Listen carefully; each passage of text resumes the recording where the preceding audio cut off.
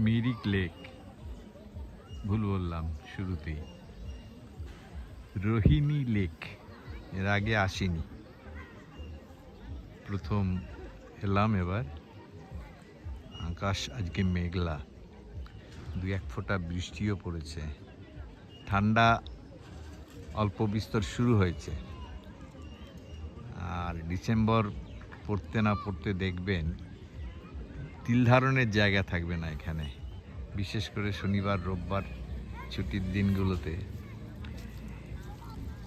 সব পিকনিকে বসে পড়ে এখানে। খুব সুন্দর জায়গাটা, পাহাড়ের গায়ে এই সূর্যমুখী ফুল হলুদ হয়ে আছে, সব হলুদ হয়ে আছে, দারুণ লাগছে। এখানে বোটিংয়ের ব্যবস্থাও আছে, ছোট্ট লেক, বেশি বড় নয়, কিন্তু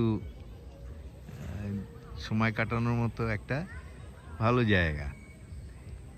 এই যে লেকের চারধারে যে পাহাড়, এই সবটাই কিন্তু চা বাগান।